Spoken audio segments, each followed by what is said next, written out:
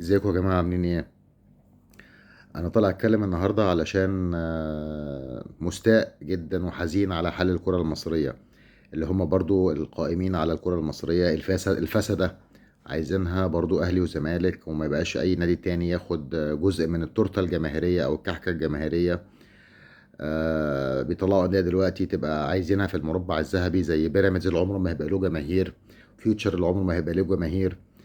وحرب ضروس من القائمين على الكرة المصرية للنادي الإسماعيلي عشان يبقى تحت في طي الكتمان وفي طي النسيان ولا إيه، ويبقى ملوش ذكر.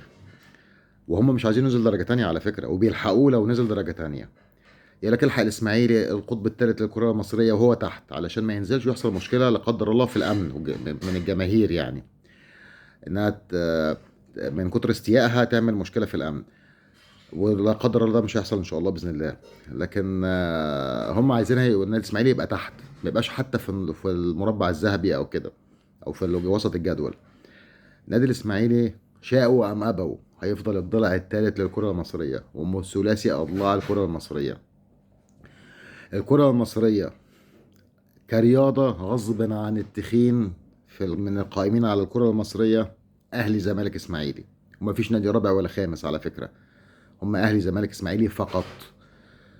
وال لكن الكرة المصرية كبزنس ومصالح وعمولات اهلي وزمالك بس. مفيش بقى يعني ده رياضة اهلي زمالك اسماعيلي، بزنس ومصالح اهلي زمالك، هي كده، وفساد اهلي وزمالك. لكن رياضة اهلي زمالك اسماعيلي، فساد اهلي وزمالك.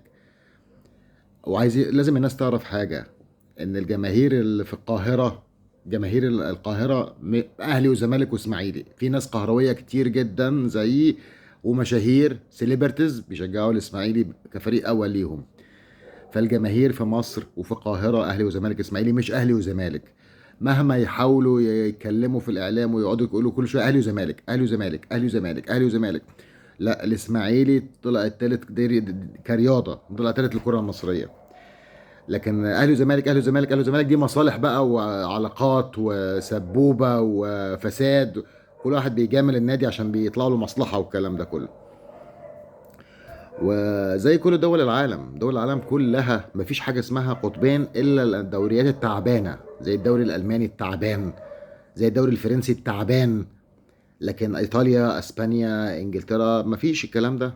اقل حاجه 3 انديه. وانا قلت في فيديو سابق قبل كده الكلام ده. بس صباح الفل الكرة المصرية، أنا عايز أقول أهلي وزمالك وإسماعيلي فقط، مفيش رابع وخامس.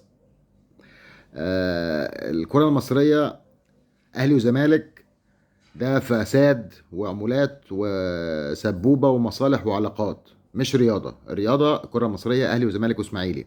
صباح الفل.